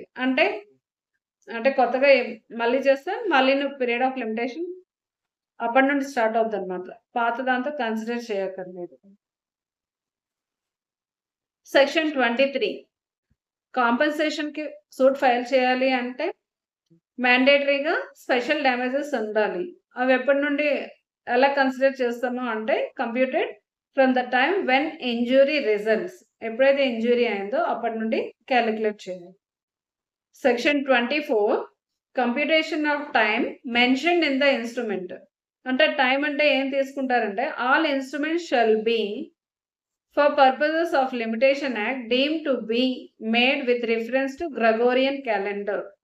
అంటే మనకి ఇక్కడ లిమిటేషన్ యాక్ట్ అంటే మనం ఇక్కడ లీగల్ అన్నీ కూడా గ్రెగోరియన్ క్యాలెండర్ అన్నమాట.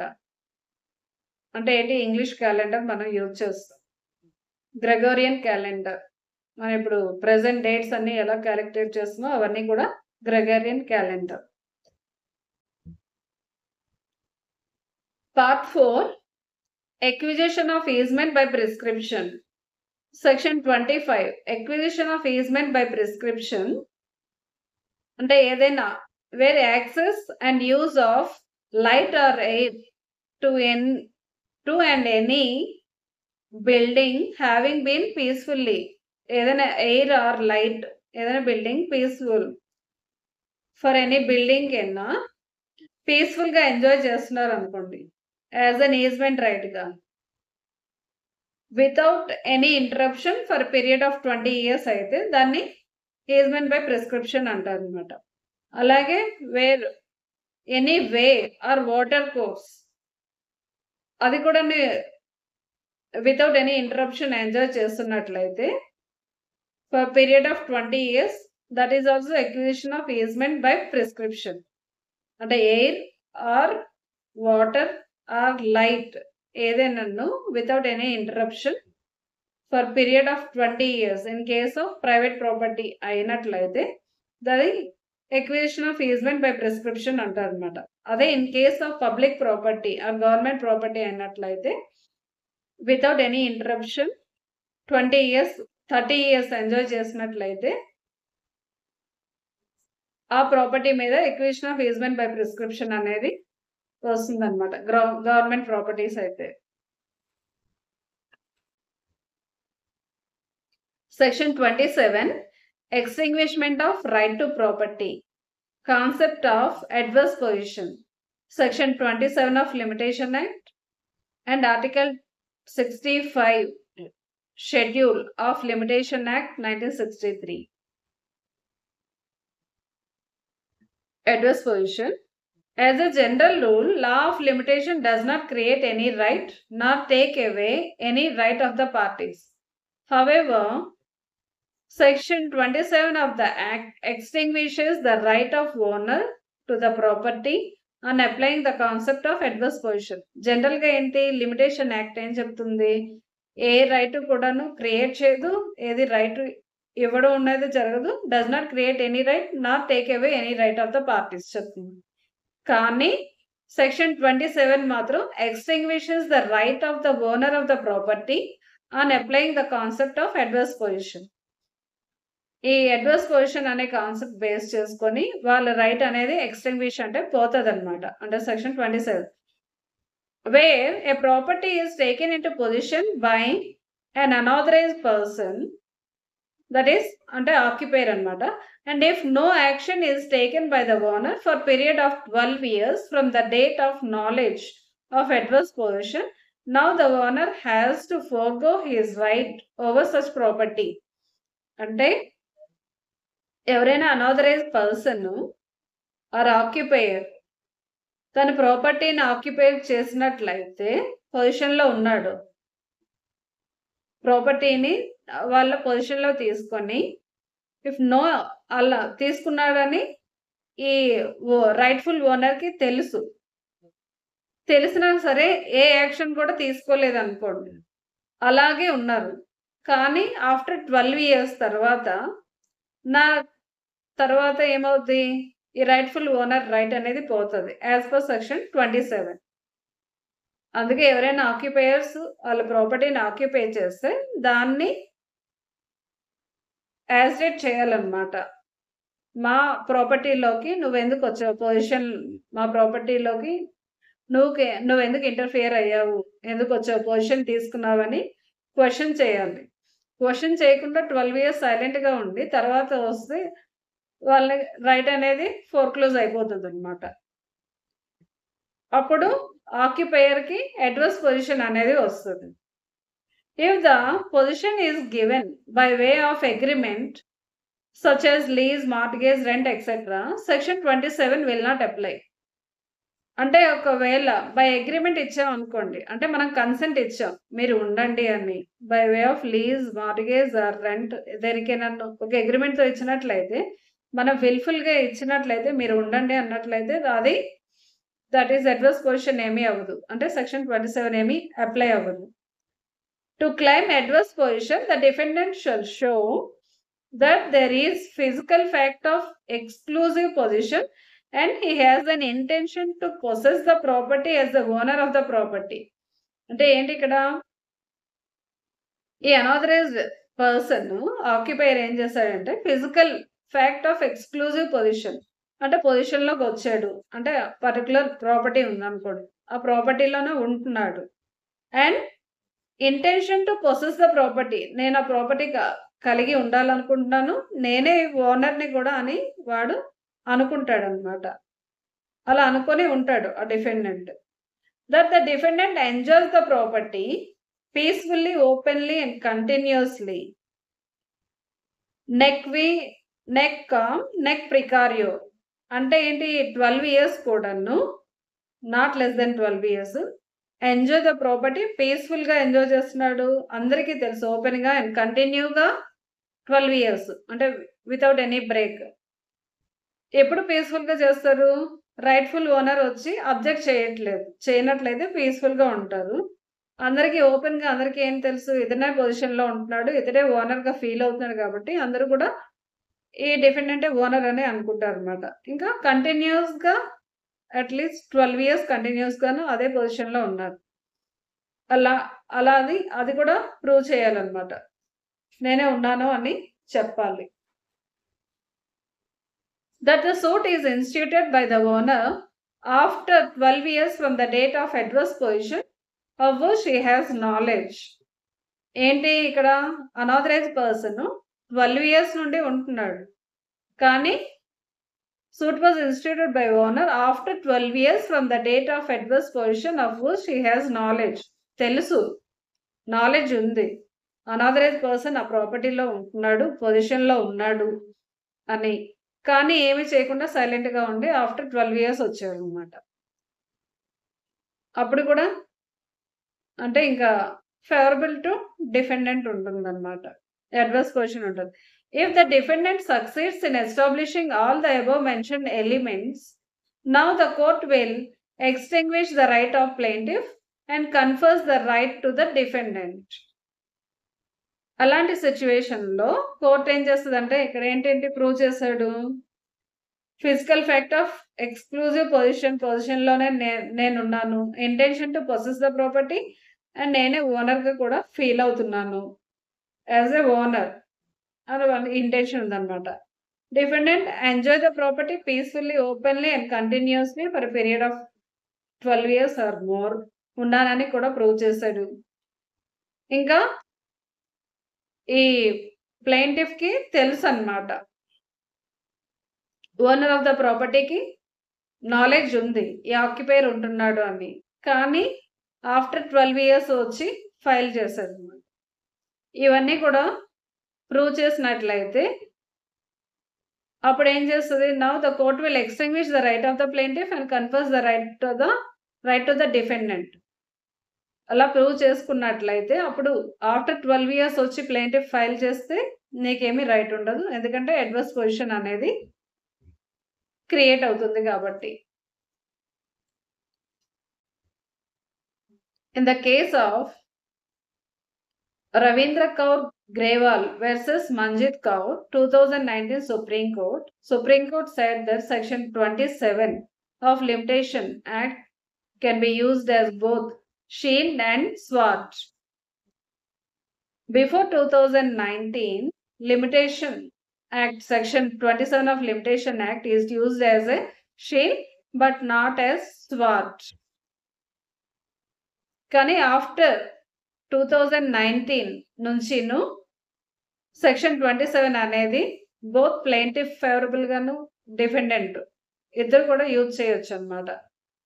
ఎలా ఇంటర్ప్రిట్ చేశారంటే ఈ Ravindra Kaur Grewal versus Manjit Kaur 2019 supreme court article 65 of limitation act not only enables a person to set up a plea of adverse position as a shield as a defendant, but also allows the plaintiff to use it as a sword to protect the position of the property, immovable property, or to recover it in a case of disposition. అంటే article 65 of limitation act not only enables the person to set up as a plea of adverse position as a shield, defendant shield గానే use చేయడమే కాకుండాను it also allows plaintiff use it as a sword to protect the position of the property or to recover it in case of dispossession అయితే అంటే తినే grounds prove చేసుకుంటే court ఎవరిని satisfy అయినట్లయితే వాళ్ళకి ఫేవరబుల్ గానే జడ్జ్మెంట్ ఇస్తుంది అనమాట. అంతకు ముందు అయితే 12 years కంప్లీట్ అయిపోయి continuous period of 12 years peacefully, openly and continuously ఉన్నట్లయితే that with in the knowledge of the rightful owner తెలిసినట్లు డిఫెండెంట్ ఉన్నాడని ప్రూవ్ చేసుకున్నట్లయితే యాజ్ అ షీల్డ్గా 27 ప్రకారం డిఫెండెంట్కి అడ్వర్స్ పొజిషన్ అనేది ఇచ్చేవారు. కానీ ఆర్టికల్ 67 ఏం చెప్తుందంటే ఇది ప్లెయింటిఫ్ కూడా యూజ్గానే ఉంటుంది. It can be used as a sword to protect the position of the property or to recover it in case of disposition. Property ni position of the property ki and also to recover the disposition. From 2019 nundi Ravindra Kaur Grewal versus Manjit Kaur section 27 anedi can be used not only as a shield but also sword అని supreme court చెప్పింది. Thank you.